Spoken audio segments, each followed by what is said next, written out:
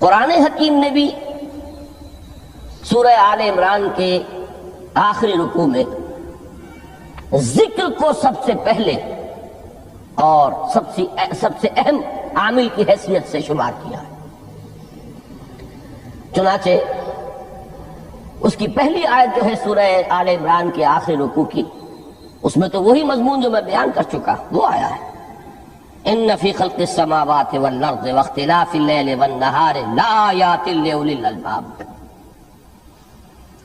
یقیناً آسمان اور زمین کی تخلیق میں اور دن اور رات کے الٹ پھیر میں نشانیاں ہیں ہوش مندوں کے لیے۔ ان کے ذریعے سے انسانی شعور کے اندر وہ معرفت رب اجاگر ہوگی۔ وہ پہلا مرحلہ اس نے طے کر لیا، وہ ڈورمنٹ معرفت اب ایکٹیویٹ ہو گئی۔ اب مزید فکر کا مرحلہ ہے جو اگلی آیت میں آیا ہے، الذین یذکرون اللہ قیاما وقعودا وعلی جنوبہم ویتفکرون فی خلق السماوات والارض ربنا ما خلقت ھذا باطلا سبحانک فقنا عذاب النار۔ یعنی تفکر جو ہے ویتفکرون فی خلق السماوات والارض، وہ تفکر کرتے ہیں، غور و فکر کرتے ہیں آسمان اور زمین کی تخلیق میں، لیکن اس تفکر کے ساتھ لازماً ذکر اور ذکر مدام، ذکر بھی وہ کہ جو مستقل ہو، ہر حالت میں ہو۔ الذین یذکرون اللہ قیاما وقعودا وعلی جنوبہم، وہ لوگ کہ جو اللہ کو یاد رکھتے ہیں، اللہ کا ذکر کرتے ہیں، کھڑے ہوئے بھی، بیٹھے ہوئے بھی، اور اپنے پہلوؤں کے بل یعنی لیٹے ہوئے بھی۔ اب ان تین کے سوا تو کوئی پوزیشن انسان کی نہیں ہے، اسی کا نام ہے دوام ذکر۔ اور اس کے ساتھ اگر وہ تفکر کرتے ہیں تو ان کا فکر اگلی منزل تک پہنچتا ہے۔ تو پہلی شے تھی فکر انسانی کی صحیح رخ پر مزید پیش قدمی اور پیش رفت، اور اس کے لیے لازم ہے ذکر و فکر کا امتزاج۔ دوسری چیز کو لیجئے عمل کی درستی۔ اس عمل کی درستی کے لیے اللہ تعالیٰ کے ساتھ ایک گہرے تعلق کی ضرورت ہے،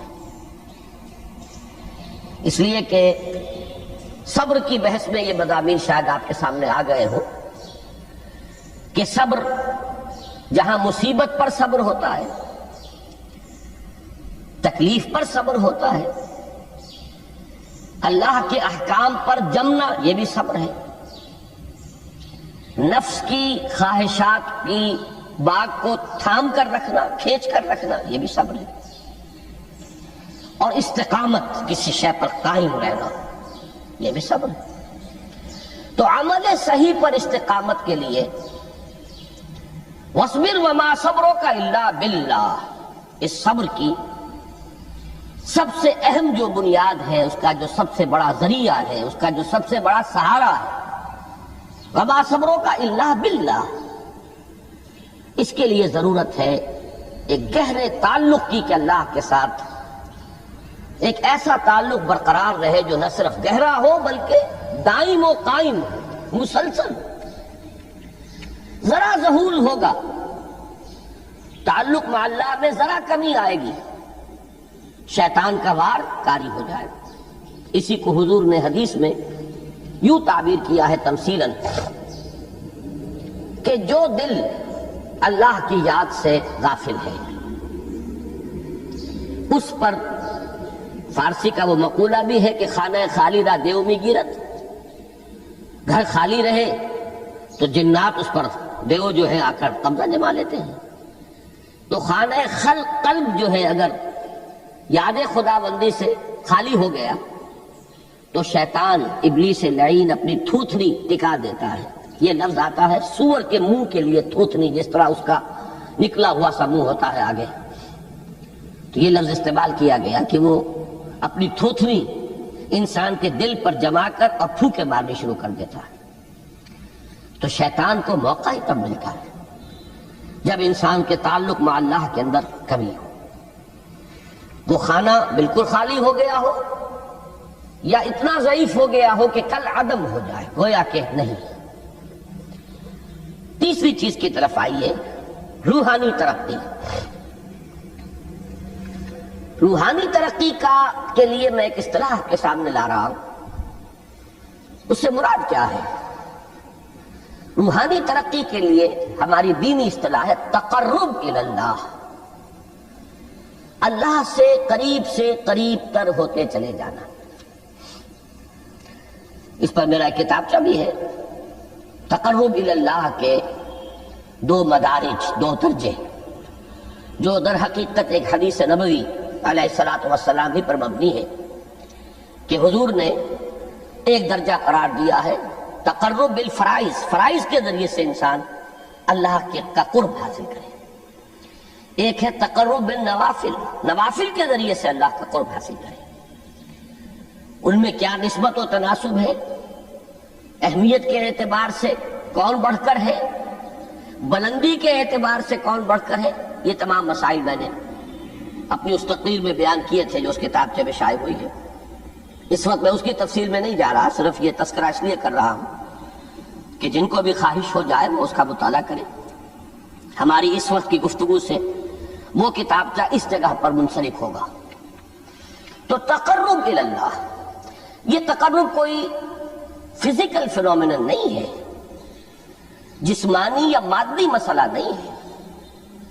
اللہ سے قرب یہ نہیں ہے کہ کوئی کروڑوں میل کا فاصلہ ہے، اب ہمیں کوئی رسی پر چڑھنا ہے اوپر بڑی محنت اور مشقت سے۔ فصل تو ہے ہی نہیں، فاصلہ ہے ہی نہیں، بعد ہے ہی نہیں۔ نحن اقرب الیہ من حبل الورید، ہم تو انسان سے اس کی شہرگ سے بھی زیادہ قریب ہیں۔ هو معکم اینما کنتم، وہ تو تمہارے ساتھ ہی ہوتا ہے جہاں کہیں بھی تم ہو، بس صرف یہ کہ تمہاری توجہ نہیں ہوتی، تم اور چیزوں میں مشغول و مصروف رہتے ہو، تم ہماری طرف دھیان ہی نہیں دیتے، تم ہماری طرف متوجہ ہی نہیں ہوتے۔ ہم تو مائل بے کرم ہے، کوئی سائل ہی نہیں، راہ دکھلائے کسے رہنوے منزل ہی نہیں۔ انسان جب متوجہ ہو جاتا ہے اور بڑھتا ہے، آگے پیش قدمی کرتا ہے روحانی اعتبار سے، تو یہ ہے در حقیقت تقرب الی اللہ، اور اسی کو ہم کہیں گے روحانی ترقی۔ اب ان 3 چیزوں کو اگر آپ نے ذہن میں جما لیا، پھر میری بات کی ترکیب اس کو ذہن میں قائم کیجئے۔ ہم چلے کہاں سے؟ کہ دین کے ساتھ اصل مناسبت فلسفے کی نہیں، حکمت کی۔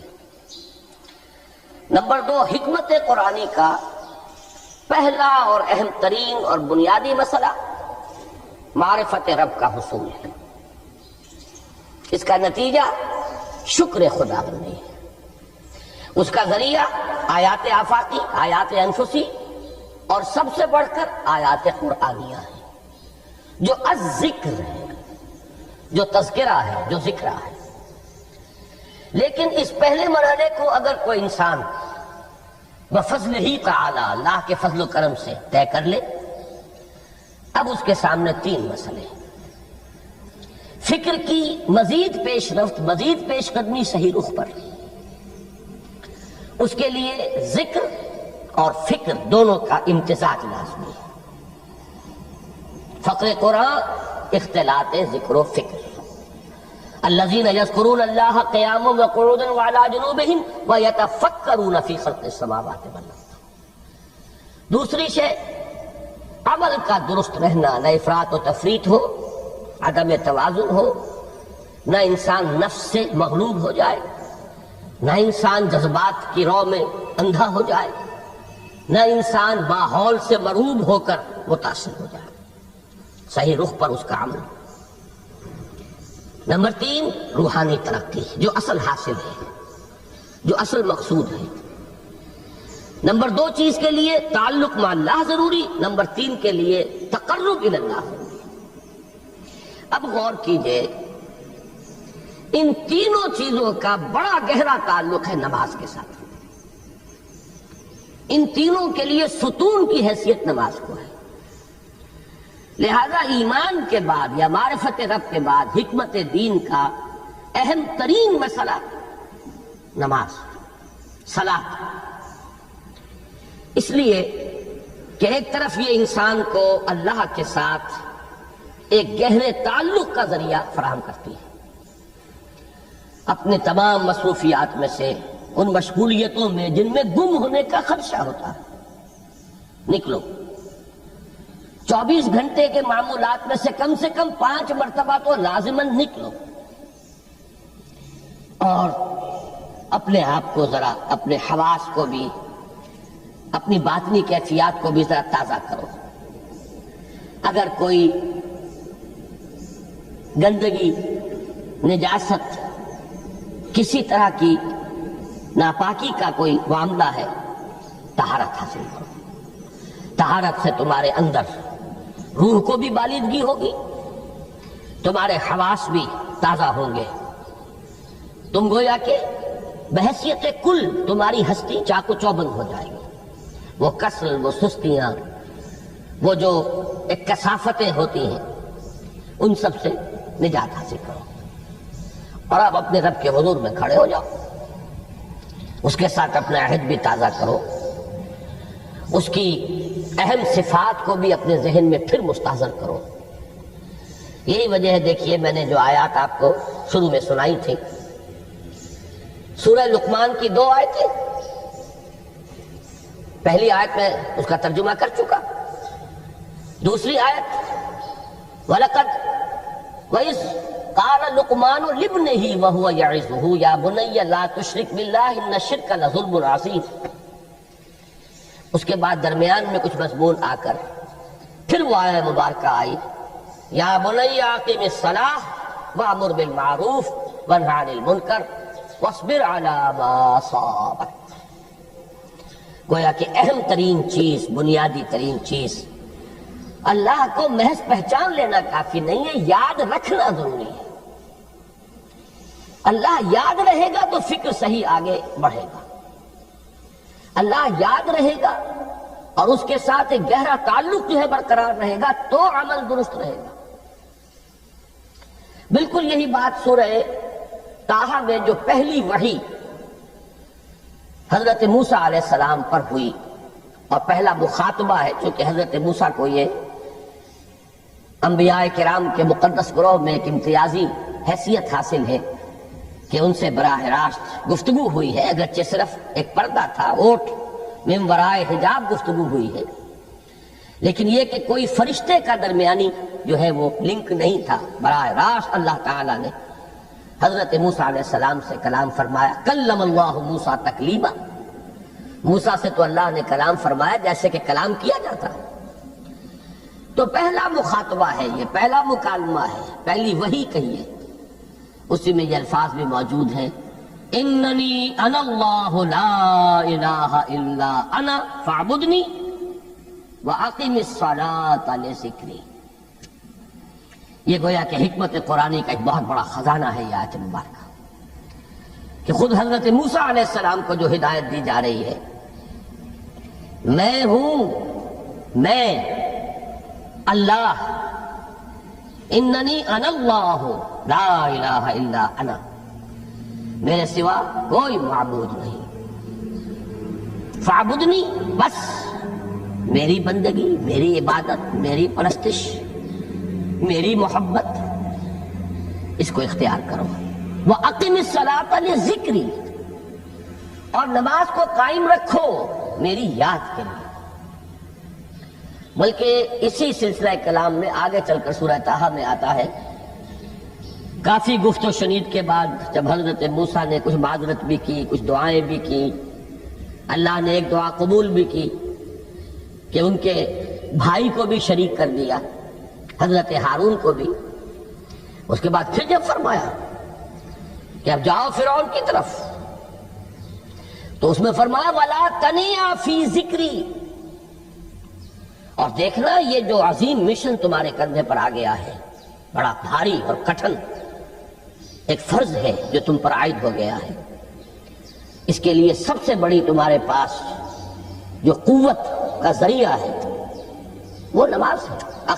فَلَا تَنِيَا عَنْ ذِكْرِي، میری یاد میں کبھی غفلت نہ کرنا، اس میں کبھی کوئی کمی نہ آنے دینا۔ جیسا کہ میں نے عرض کیا تھا کہ جیسے ہی وہ تعلق جو ہے کمزور پڑتا ہے یا منقطع ہو جائے معاذ اللہ، تو پھر انسان گویا کہ شیطان کے لیے ایک لقمہ تر بن جاتا ہے۔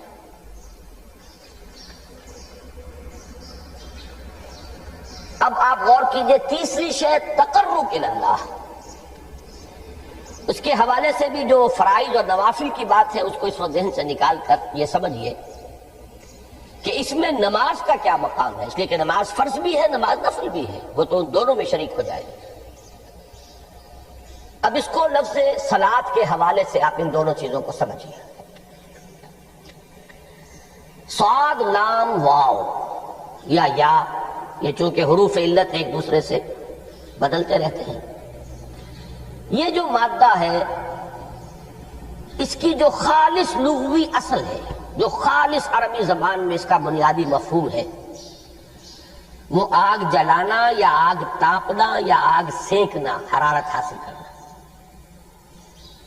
لہذا بار بار آتا ہے جہنم کے ذکر میں، اسلوہا، اب جلو اس میں، تاپو اس کو، یہ سینکے گی تمہیں۔ بلکہ تفتلون کا لفظ آیا ہے حضرت موسیٰ کے کلام میں، جب وہ گئے تھے کوہ طور پر، جب پہنچ گئے تو تھے آگ کی تلاش میں، لعلکم تفتلون، تو اپنے اہل خانہ سے یہی کہا تھا کہ مجھے کہیں وہ روشنی نظر آ رہی ہے، غالباً کوئی وہاں سے آگ مل سکے گی، ورنہ یہ کہ کوئی رہنمائی کو رستہ مجھے مل سکے گا، میں وہ آگ لے آؤں گا، کوئی چنگاری وہاں سے لے آؤں، لعلکم تفتلون، تاکہ تم، اب یہ اصطلاح در حقیقت باب افتعال ہے، اور یہ تے یہاں پر توئے کی شکل اختیار کر گئی، تا نے تو بنی کی صورت اختیار کی صاد کی وجہ سے۔ بہرحال اس کا سب سے بنیادی مفہوم جو ہے وہ ہے تاپنا، سکائی حاصل کرنا، حرارت۔ اس کے حوالے سے سمجھ لیجئے کہ سب سے بنیادی تعلق اس کا جو ہے وہ روح کے ساتھ ہے۔ روح میں محبت خداوندی کی آگ اگر ٹھنڈی پڑ گئی ہو، اگر محبت خداوندی کی حرارت میں کمی ہو رہی ہو، تو اس کو اثر نو، جس کو کہ میں آج سوچ رہا تھا تو ایک لفظ ذہن میں آیا کہ جیسے بیٹری اس کو ریچارج کیا جاتا ہے، اسی طریقے سے روح کے اندر محبت خداوندی کی اس حرارت کو اثر نو تازہ کرنا، یہ ہے در حقیقت نماز کا اصل مقصد۔ اس لیے کہ اس لفظ کا بنیادی مفہوم، اصل لغوی مفہوم تو یہ،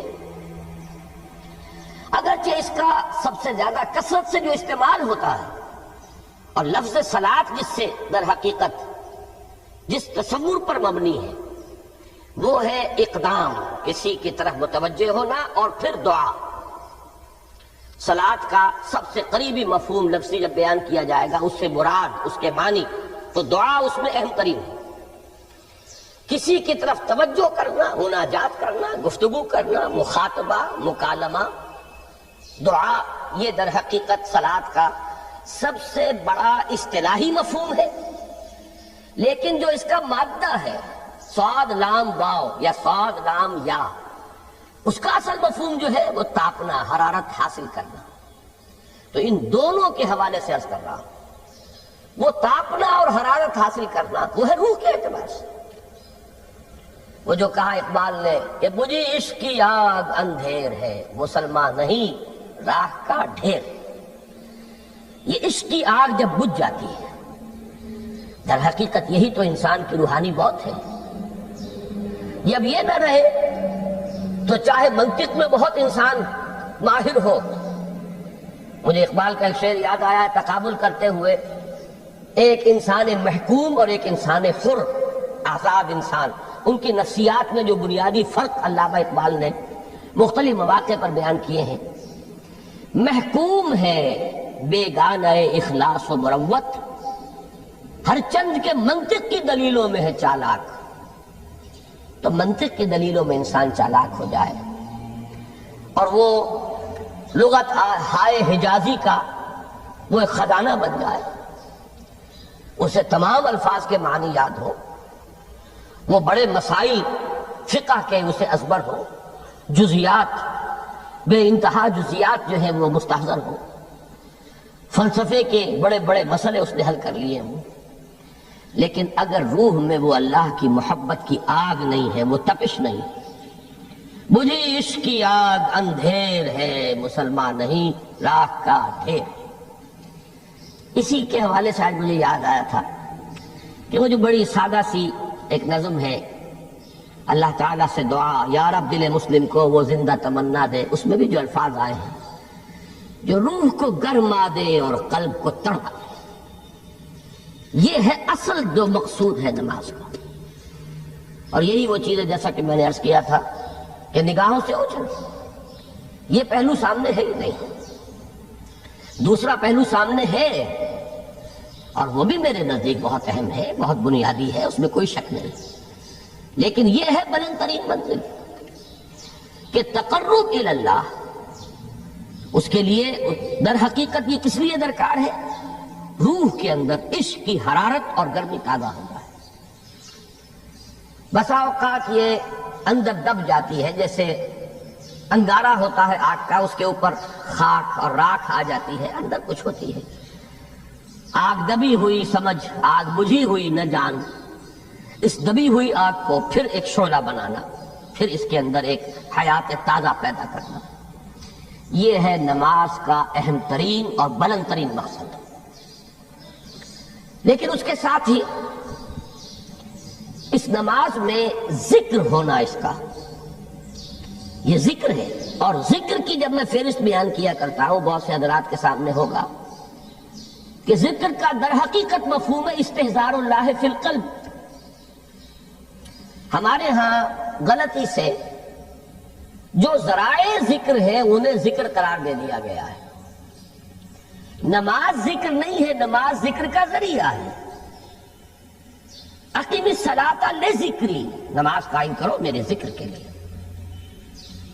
یہ اللہ اللہ کہنا یا ادعیہ معصورہ جو حضور صلی اللہ علیہ وسلم کی مسنون دعائیں ہیں، انہیں اپنے تمام معمولات دنیاوی کے ساتھ ساتھ ان دعاؤں کو بھی انسان پڑھتا رہے، اللہ سے دعا کرتا رہے، یہ تمام ذرائع ذکر ہیں۔ سبحان اللہ الحمدللہ الحمدللہ، اس کا آپ ورد کیجئے، یہ بھی ذریعہ ذکر ہے۔ حقیقت میں ذکر ہے استحضار اللہ فی القلب، اللہ کو دل میں لے آنا، اللہ کو دل میں حاضر کر لینا، اصل میں تو ترجمہ ہوگا لیکن حاضر جاننا، یہ کیفیت جو ہے انسان کو حاصل ہو جائے۔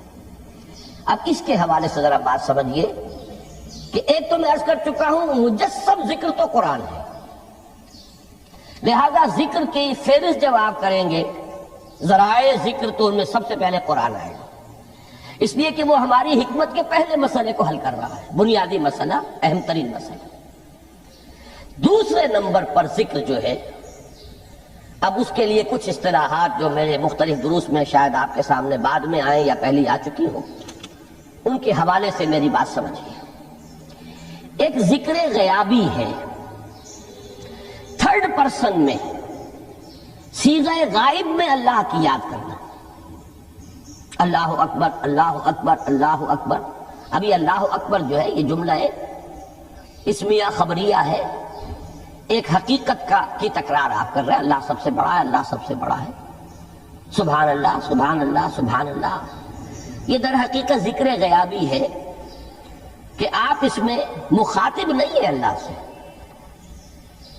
ایک ذکر خطابی کہیں یا ذکر حضوری کہیں، جس میں مکالمہ ہوتا ہے، جس میں گفتگو ہوتی ہے۔ تو نماز در حقیقت ذکر حضوری اور ذکر خطابی کی بلند ترین شکل ہے۔ اس لیے میں نے عرض کیا تھا کہ نماز کے لفظ یا صلاۃ کے لفظ، یہ اصطلاحی معنی جو اکثر و بیشتر کیے جاتے ہیں وہ ہے دعا، اور دعا میں ہوتا کیا ہے؟ مکالمہ ہے، مخاطب ہے اللہ، ہے میرے رب، ہے پروردگار۔ پھر یہ کہ اس میں اقدام اور کسی کی طرف متوجہ ہونا، یہی وجہ ہے کہ افتتاح صلاۃ، نماز کو شروع کرنے کے لیے ایک تو وہ الفاظ جو قرآن مجید میں آئے ہیں، انی وجہت وجہی للذی فطر السماوات والارض حنیفا وما انا من المشرکین، یہ ہے توجہ کا ارتکاز، بشرطے کہ یہ صرف الفاظ ہی نہ نکل رہے ہوں، واقعتاً یہ تعبیر ہو اس وقت کی انسان کی نفسیاتی کیفیت کی، کہ شعوری طور پر وہ فیصلہ کرتا ہے کہ اب میں منقطع ہو رہا ہوں، ہر چہار طرف سے اپنی توجہ کو ہٹا کر، ہر مسئلے سے اپنے آپ کو خالی ذہن کر کے یعنی ظاہری اور باطنی دونوں اعتبار سے میں اپنی توجہ کا ارتکاز کر رہا ہوں اس ذات کی طرف جس نے آسمانوں اور زمین کو پیدا کیا، اور بالکل یکسو ہو کر رہا ہوں۔ انی وجہت وجہی للذی فطر السماوات والارض حنیفا وما انا من المشرکین۔ اور دوسری وہ جو دعا جس سے ہم افتتاح کرتے ہیں اپنی نماز کا، دیکھیں اس میں خطاب کا کس قدر اہتمام، وہاں سبحان اللہ نہیں ہے، سبحانک اللہم، پاک ہے تو اے رب ہمارے، وبحمدک وتبارک اسمک وتعالی جدک۔ اب آپ غور کر رہے ہیں، یہ ہے تخاطب، براہ راست مخاطب ہونا شروع ہو رہی ہے۔ تو سب سے پہلی بات تو یہ ہوئی کہ ذکر کی ایک شکل ہے ذکر غیابی، دوسری ذکر حضوری، اور ذکر حضوری یا ذکر خطابی کی بلند ترین منزل، بلند ترین اس کا ذریعہ نماز۔ اس کو ایک پہلو سے اور سمجھ لیجئے، سورہ فاتحہ جب پھر ہم پڑھتے ہیں جسے الصلاۃ کہا گیا ہے، جو لب لباب ہے، خلاصہ ہے، اس میں پھر تدریجاً غیاب سے حضور کی طرف پیش قدمی ہوتی ہے۔ الحمدللہ رب العالمین الرحمن الرحیم مالک یوم الدین، یہ ذکر غیابی ہے، اس میں ابھی خطاب نہیں آیا، یہ وہی جملہ اسمیہ ہے۔ کل تعریف اس اللہ کے لیے ہے جو تمام جہانوں کا پروردگار ہے، مالک ہے، جو رحمان ہے، رحیم ہے، جزا و سزا کے دن کا مختار و مالک ہے۔ اب یہ غیاب سے حضور کی طرف، ایاک نعبد و ایاک نستعین اہدنا الصراط المستقیم، یہ ہے وہ۔ اب پہلے ایک معاہدہ ہے، ایک اقرار ہے، اعتراف ہے، وعدہ ہے، اور پھر دعا ہے، استدعا ہے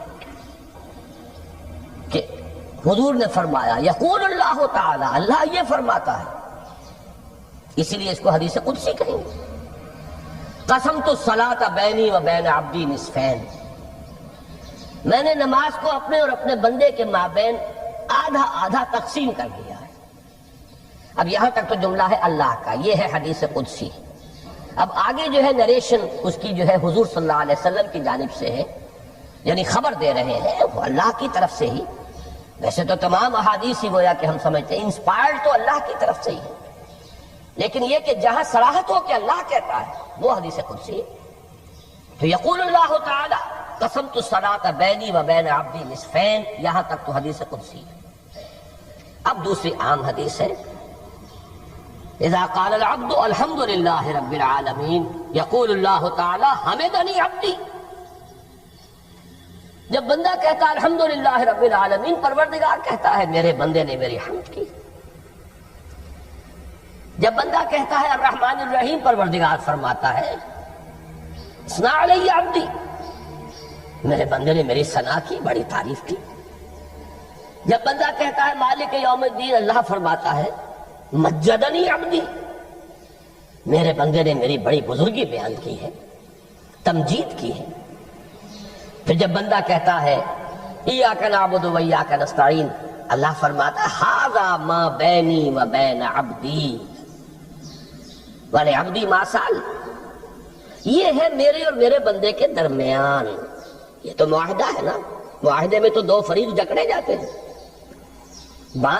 بند جاتے ہیں، یہ میرے اور میرے بندے کے درمیان ہے، اور میرے بندے نے جو طلب کیا میں نے دیا، اس لیے کہ اس میں طلب بھی تو ہے، ایاک نستعین، تیری مدد چاہتے ہیں، یہ طلب ہے، اسی کی شرح ہے جو اب آخری 3 آیتیں ہیں۔